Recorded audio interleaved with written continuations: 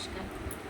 আজকের টুকরো কথার টপিক ভারতের ইতিহাসের খুব লজ্জার দুটো দিক, সতীদাহ প্রথা আর বাল্যবিবাহ। যে দুটো প্রথাই আমাদের নারী সমাজকে অনেকটা পিছিয়ে দিয়েছিল এক ধাক্কায়। এই দুটো থেকে আমরা বেরিয়ে আসতে পেরে সত্যি নিজেদেরকে ধন্য মনে করি। তবে কবে থেকে ঠিক এই প্রথাগুলো চালু হয়েছিল সেইটা আমরা খোঁজ করে দেখি আজকে। আমরা জানি বাল্যবিবাহ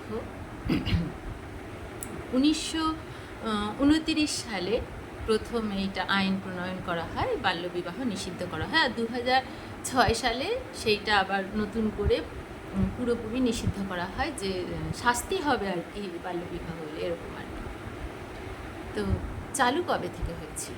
প্রাচীনকাল থেকেই কি আমাদের সমাজে বাল্যবিবাহ চলছে? সেটা আজকে দেখি।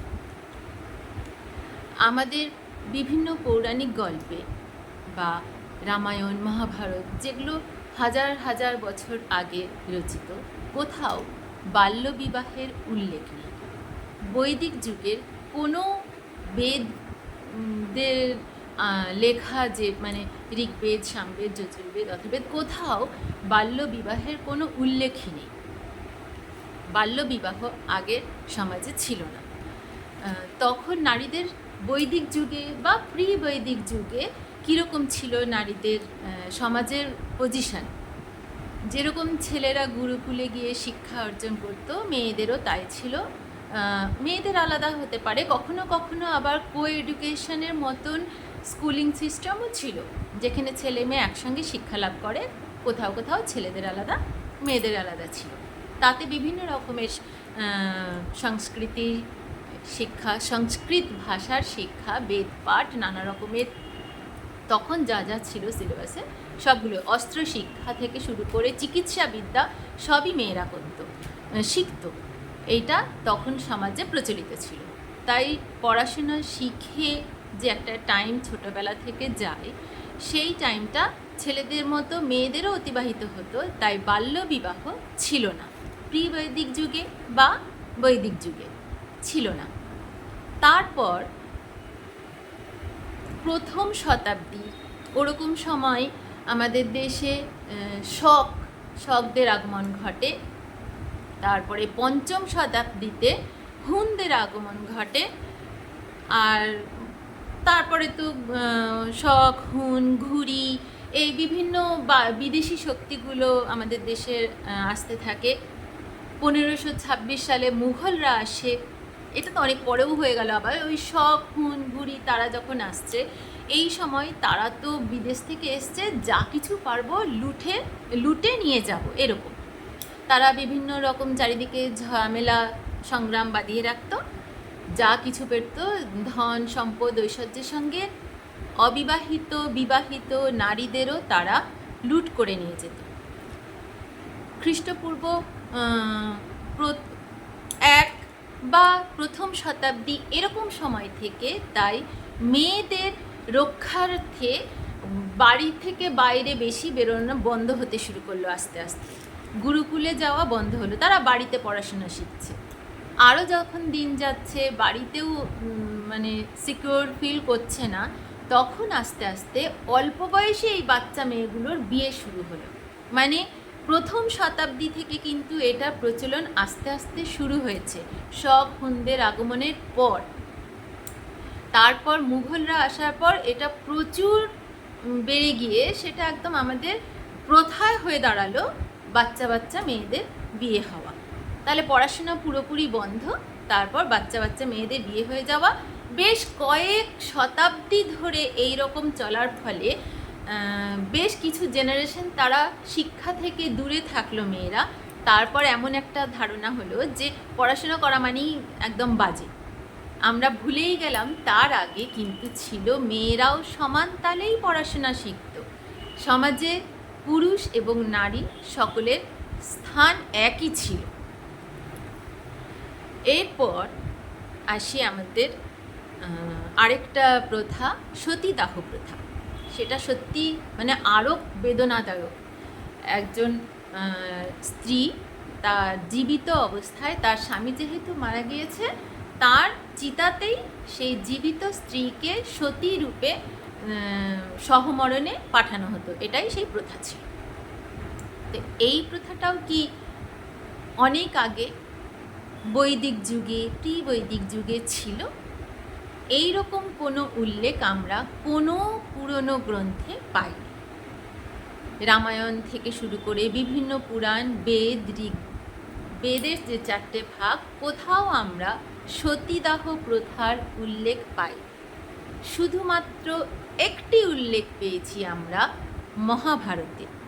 পাণ্ডুর স্ত্রী মাদ্রী, পাণ্ডুর দ্বিতীয় স্ত্রী মাদ্রী, তিনি স্বেচ্ছায় তার স্বামীর সঙ্গে, যেহেতু তিনি মনে করেছিলেন তার স্বামীর মৃত্যুটা কারণ অনেকটা তাই তিনি স্বেচ্ছায় স্বামীর সঙ্গে সহমরণে গিয়েছিলেন। এই উল্লেখটা একমাত্র মহাভারতে, সতীদাহ প্রথার উল্লেখ যদি বলি তাহলে একমাত্র মহাভারতেই আমরা পেয়েছি। তার পূর্ববর্তী বা পরবর্তীকালেও কোথাও এরকম উল্লেখ পাইনি। এরপর ভারতবর্ষের মধ্যপ্রদেশের এরান নামক স্থানে, সেখানে এক স্তম্ভে শিলালিপিতে ভানু সিংহ নামে এক রাজা, তিনি লিখেছিলেন তার কোনো এক সঙ্গীর মৃত্যুর পর তার স্ত্রী সহমরণে যান। এইটা উল্লেখ পাই আমরা খ্রিস্টীয় 510 খ্রিস্টাব্দে, এরকম সময়কার ওই শিলালিপিতে এই উল্লেখটা প্রথম পাই। এরপর মধ্যপ্রদেশ, তারপরে উত্তর ভারতে কিছু অংশে আঞ্চলিকভাবে এই রকম নিয়মটা আস্তে আস্তে আঞ্চলিক একটা প্রথা হিসেবে চালু হয়। এটাও কিন্তু বলপূর্বক চালনা করা হয়, তার আগে মোটেও ছিল না। তারপর থেকে কিছু কিছু স্বার্থান্বেষী মানুষ, এটা তো আমরাও জানি যে একটা বাচ্চা বউগুলো বেঁচে থাকলে ওই মৃত স্বামীর যে অন্যান্য সন্তানেরা, মানে পূর্ববর্তী স্ত্রীদের সন্তানেরা, তারা তাদের সম্পত্তি যদি ভাগ হয়ে যায়, এরকম কিছু একটা চিন্তা ভাবনা করে সেই স্বার্থান্বেষী কিছু মানুষ এটার বিরোধী, মানে খুব জোর দিয়ে এটাই আমাদের সংস্কার বলে প্রচার করে সমাজের গুটিকতক স্বার্থান্বেষী মানুষের প্রচারিত একটা প্রথা, সেটাই আস্তে আস্তে বিস্তার লাভ করে চারিদিকে ছড়িয়ে পড়ে। আমাদের বাংলায় তো বহুল প্রচলন হয়ে পড়ে সতীদাহ প্রথা, বাল্যবিবাহ দুই। আর দুজন মহাপুরুষ, রাজা রামমোহন রায় আর বিদ্যাসাগর, এদের আমরা জীবনেও কোনো দিন ভুলতে পারবো না। এই দুটো বড় কাজ আমাদেরকে বাঁচিয়ে দিয়েছেন আর কি বলা যায় আমাদের নারী জাতিকে। রাজা রামমোহন রায় লর্ড বেন্টিং যখন ছিলেন তখন গভর্নর জেনারেল ছিলেন, ওনার সাহায্যে এই সতীদাহ প্রথা বন্ধ করেন।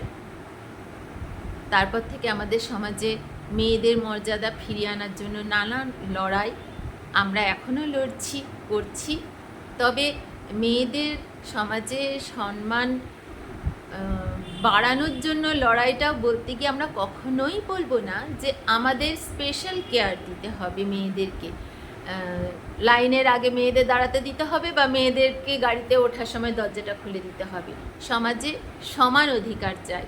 যেরকম যে কোনো একটা চাকরির পরীক্ষায় আমরা কখনোই বলবো না যে মেয়েদের কোশ্চেনটা আলাদা হোক, ছেলেদের কোশ্চেনটা আলাদা হোক। একই প্রশ্নপত্রে, একই মেধা তালিকার মধ্যে ছেলে এবং মেয়ে সকলের স্থান আমরা তাদের মেরিট র্যাঙ্ক অনুযায়ী দেখতে চাই। তাই আমাদের মর্যাদা যেন লিঙ্গ ভেদে না হয়, এইটুকুনি কামনা করি।